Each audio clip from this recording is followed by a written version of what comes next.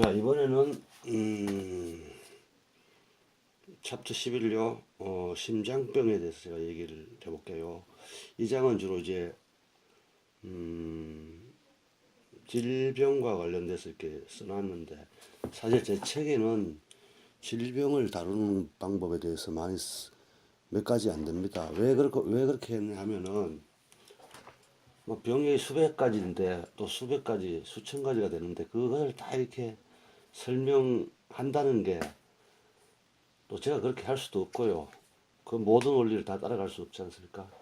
그래서 간단하게 건강 원리만 설명하고 그런 방식으로 건강을 지키고 유지하는 것이 좋다라는 생각에서 쓴 거니까, 제가 서문에도 얘기했지만 만 가지 병이 있다고 해서 만 가지 원인을 찾아서 우리가 문제를 해결하지 못하고 더 이렇게 축소해서 계속 가게 되면 끝에는 결국 숨 쉬는 것과 먹는 것밖에 남지 않는다고 얘기했습니다. 그것을 가지고 우리가 건강하게 살려고 노력해야 되는 거죠. 병이는 어차피 외부의 타격, 교통사고나 전염병이 아니라면 대부분 내 몸 안에서 이루어진 것이잖아요. 그죠? 사실은 생리적인 역전 현상이 생기고 그것을 계속 이렇게 개선하지 않고 그대로 두면은 이제 병이 되는데, 결국 이제 산소가 부족하고 이제 먹는 것에 영양이 부족할 때, 그리고 먹었으면 거기에 걸맞는 신체 구조에 걸맞는 운동이 있어야 되는데 그런 게 없으니까 이제 병이 나게 되는 거죠. 그래서 우리가 건강을 유지하는 것은 어마어마하게 많은 의학 지식을 다 습득한다고 될 일도 아니고, 또 한의학을 공부해서 또 좋은 약을 먹는다고 되는 게 아닙니다. 아주 근본적인 거, 먹는 것에 대해서 정확하게 체질에 맞게 먹고, 또 내가 살아가자면 호흡을 해야 되니까 호흡을 잘하는 방식이 무엇인가, 또 내 몸에 산소를 많이 들어오게 하는 방식이 무엇인가, 이런 것에 대해서 고민을 하고 연구를 하는 것이 오히려 우리가 건강을 지키고 하는데 실질적으로 도움이 됩니다. 사실 우리가 뭐 관절이라든가 카퍼시티, 코어, 뭐 압력, 뭐 저항, 뭐 이런 것들 다 실질적으로는 호흡과 관련된 거거든요. 호흡이 잘 되도록 내 몸을 이렇게 정화하는 것이 바로 신체 운동인 거죠. 그죠?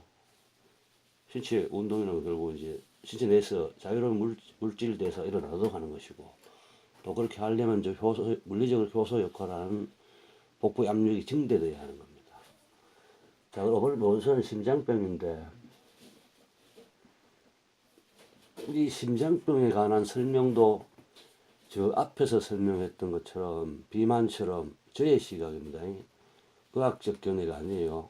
또 한의학적 견해도 아니고 트레이너로서 제가 체험한 것을 가지고 이렇게 체험한 것을 이론화해서 이렇게 제가 말씀드린 겁니다.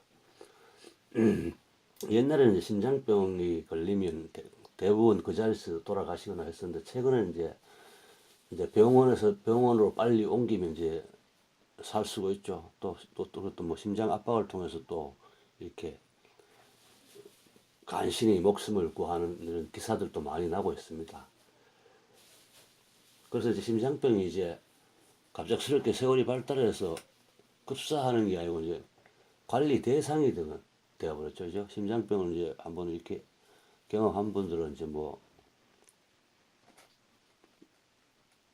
심장병을 보면 이제 여러 번 수술한 사람들이 많아요. 근데 그 수술 이름을 모르는데 한 번, 두 번, 세 번 한 사람도 있고 이런데, 네 번 한 사람도 있고 이런데, 이제는 뭐 심장병 걸렸다고 해서 대부분 죽는 게 아니라 병원에 빨리 가고 응급처치를 하면은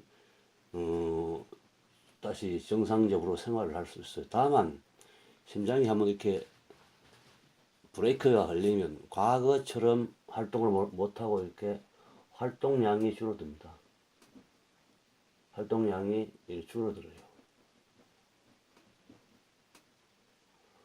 또 우리가 오해하지 말할 것은, 우리 각 장부는 좋아지지 않아요. 뭐 심장이 좋아지고 이런 일이 없어요. 다만 심장이나 각 장부가 100% 활동하는 건 아니거든. 그러니까 각 장부의 활용 면적을 넓힐 수 있다 이렇게 이해하시는 게 좋을 것 같아요. 그래서 심장에 문제가 생기면 이 활용 면적을 넓힐 수가 없기 때문에 활동량을 줄여야 됩니다. 줄여야 되는 게 아니라 줄어들게 되는 거죠, 그죠? 그래서 우리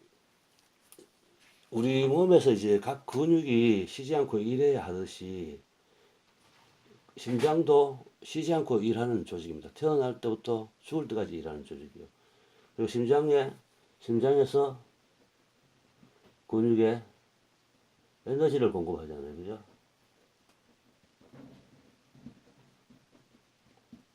이 역할을 처음부터 끝까지 오래도 가는 겁니다. 만약에 우리가 심장 자체에서, 근데 심장은 근육에 에너지를 공급하기도 하지만 자신이 또 혈액을 공급받아야 돼요.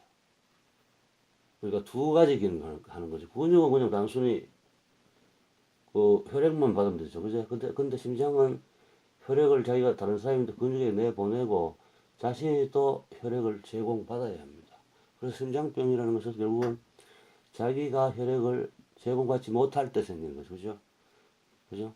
제공받지 못하거나 제공하는데 어려움을 겪을 때 심장병을 하는데, 근데 심장이 알다시피 하루 7,200리터의 혈액을 공급하는 강력한 펌프입니다. 그러니까 우리 신체에서 가장 강한 장기 중에 하나예요.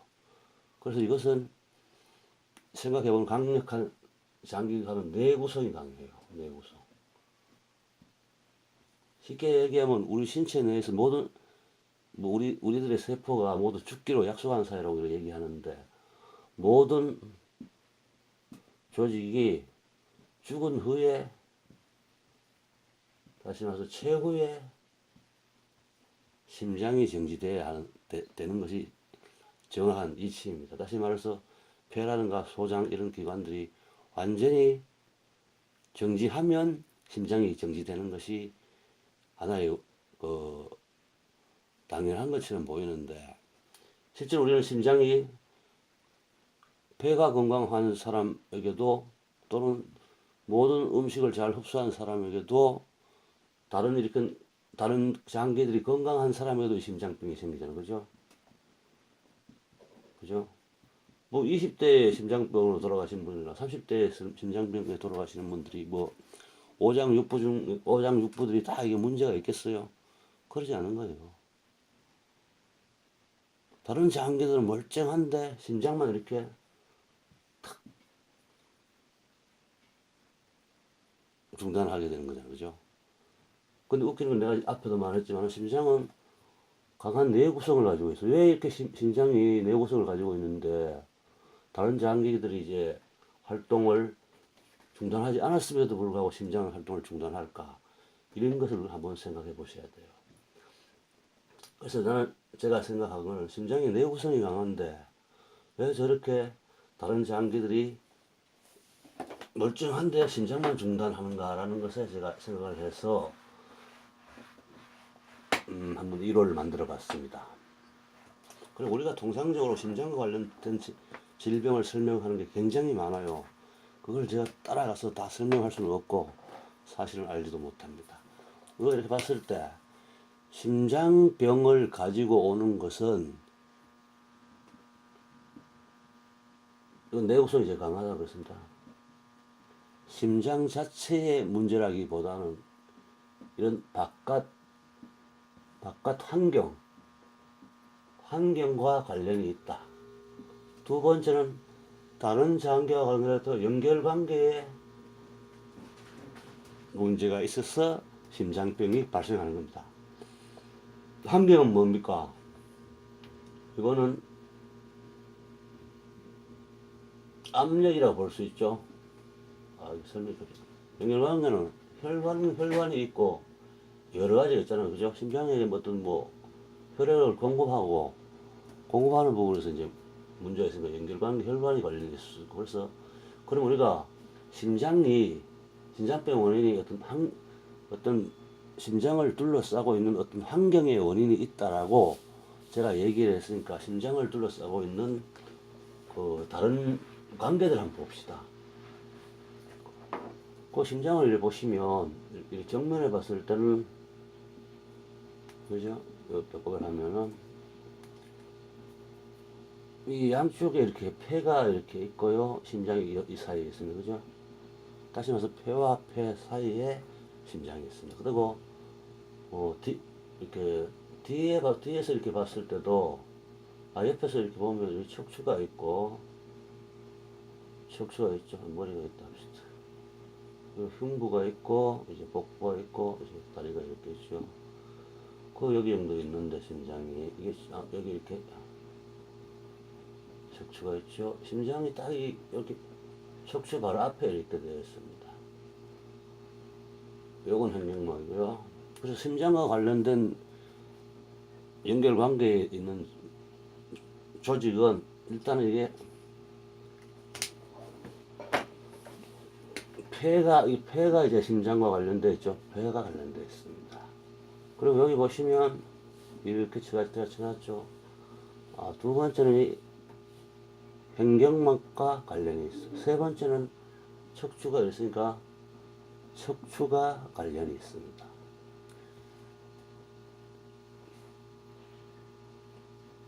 그래서 심장과 관련된 것은 폐, 횡격막, 척추예요. 만약 우리가 폐가 호흡이 커진다면 호흡이 증대라면 어떻게 돼요? 이게 커지니까 심장이 이 사이에 있으니 어떻게 되겠어요? 심장이 이렇게 압력을 받지 않습니까? 그죠? 심장이 압력을 받아 눌려진다는 얘기, 눌려져요. 횡격막이 또 어떻게 이렇게 위로 올라가 버리면 어떻게 됐습니까? 이것도 이 부분에 압력이 증가하니까 또 심장이 눌리는 현상이거든요.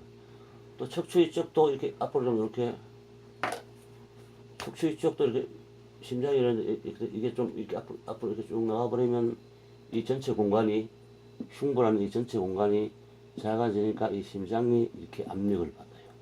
이것을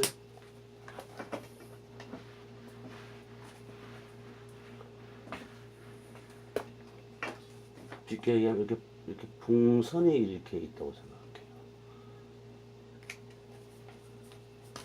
여기에 이렇게 심장이 있다고 생각합시다. 그리고 신체는 풍선 하나가 아니고 여러 개로 되어 있겠죠. 그죠? 각종 조직에 의해서. 근데 어떠한 압력에 의해서 이렇게 바깥이 눌리면 심장 쪽의 압력이 이렇게 가해지겠죠. 다시 말해서 이 풍선을 이렇게 누르면 이쪽 이 눌리는 영역에 있어서 어떤 그 스트레스가 누적이 되지 않습니다. 만약 여기에 뭐 혈관이 있죠. 혈관이 있다고 생각해요. 이쪽에 이렇게 풍선을 누르면 어떻게 됐습니까? 혈관이 눌려서 이렇게 혈액을 통과시키는데 좀 방해를 받겠죠. 근데 이거 탁 떨어지면 괜찮은데 지속적으로 이쪽이 이렇게 압력을 가하게 되면 어떻게 되겠습니까? 혈관이 혈액을 통과시키지 못하는 상황이 오는 거잖아요. 그죠? 그게 바로 뭡니까? 무슨 관상동맥 질환이라고 그러죠. 그런 식으로 이렇게 어떤 압력 안에 어떤 풍선 안에 심장이 그 안에 있다면 이 바깥에 이렇게 압력을 가하게 되면은 이 심장이 정상적인 작동을 하지 못하잖아요. 그죠? 그래서 뭐 관상동맥 질환이 있을 수도 있고 다양한 이런 흐름에 방해되는 역할을 하게 되는 겁니다. 근데 이것이 이제 풍선이 한꺼풀이면 괜찮아요. 여러 꺼풀이라면 어떻게 해요? 압력이 어마어마하게 강하겠죠. 그죠? 이쪽에서 계속 압력을 가면 심장이 계속 어떻게 돼요? 이쪽으로 몰리거나 눌려버린다고. 이렇게 심장이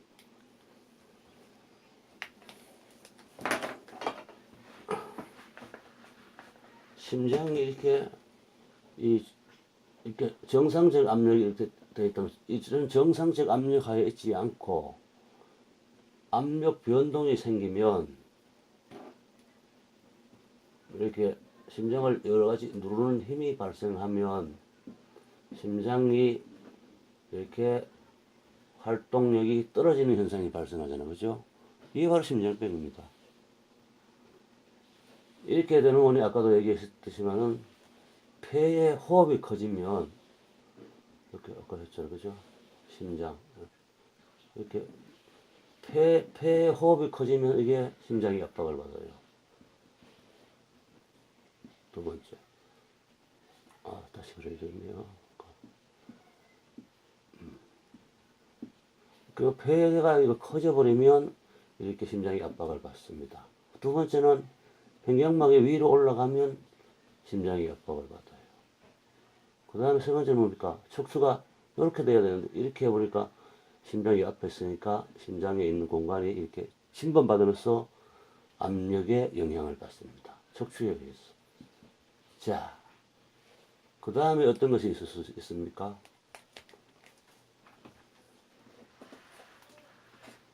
우리가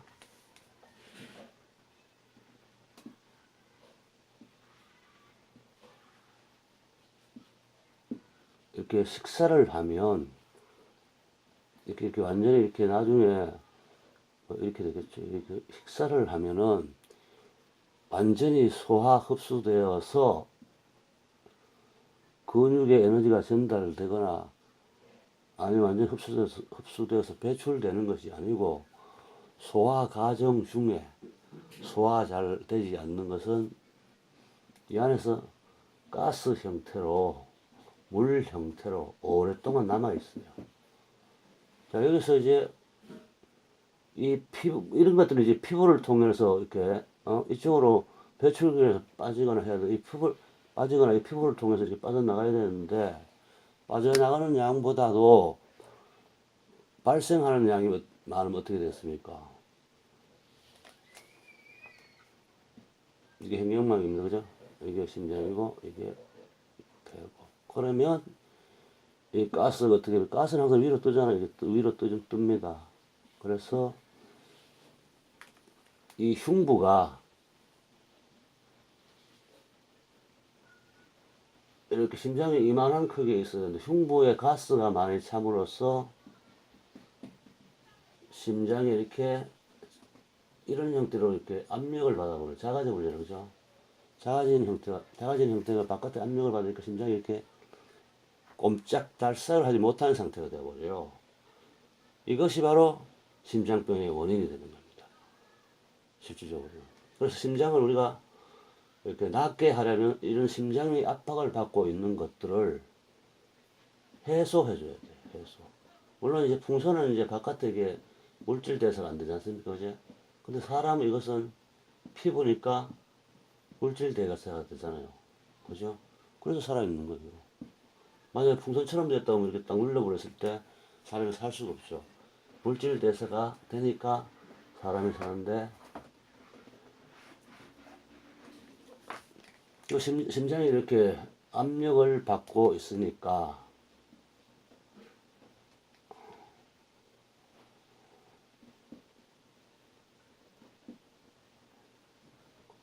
압력을 이렇게 받고 있지 않습니까? 그러면 이 부분에 있어서 이렇게 물질 대사가 잘 되게 해서 다시 말해 피부 호흡이 되도록 해야죠. 그죠? 그러려면 어떻게 돼야 돼요? 여기에 이렇게 많이 들어찬 가스를 바깥으로 뽑아내야 됩니다. 그리고 여기도 또 가스가 있잖아요. 그죠? 배도 가스니까 가스를 제거하고 횡격막 이렇게 자유롭게 이렇게 아래 위로 움직이도록 해줘야 돼요. 여기 가스를 빼고 횡격막을 자유롭게 움직이게 해주고 뒤에 척추가 있잖아요. 그죠? 이 척추도 이렇게 된 걸 약간 이렇게 해주면서 자세 교정을 통해서 해주면서 심장의 압력을 제거해야 돼요.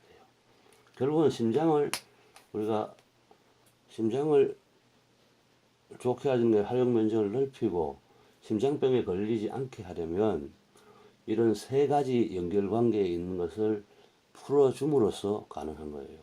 척추를 바르게 하고 횡격막이 상하 좌우로 잘 움직이게 하고 또 몸 안에 있는 가스를 뽑아내고 해야 되는 거예요. 그러지 않으면 여기가 가스가 모여서 이렇게 흉부 자체가 이렇게 짜그러져 버리죠. 이렇게 줄어듭니다.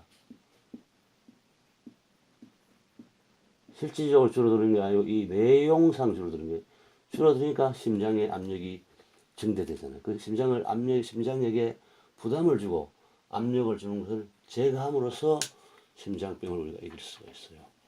근데 심장병이 이게 남성도 많지만 여성들이 많습니다. 심장병이 이게 여성 사망 2위인가 3위 정도 됩니다. 왜 그러죠? 여성은 흉식호흡을 하잖아요. 다시 말해서 흉부가 이렇게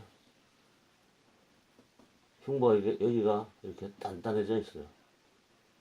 가슴이 이게 뭐 고정화되어 있어요. 고정화되어 있으니까 다시 말해서 가슴에 있는 갈비뼈들이 자유롭게 움직이지 않기 때문에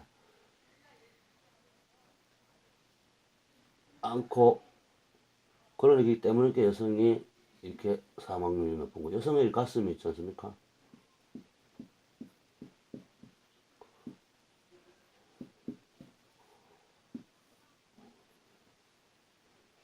여성의 갈비뼈 있는데 여기를 한번 이렇게 눌러보십시오. 어마어마하게 강합니다.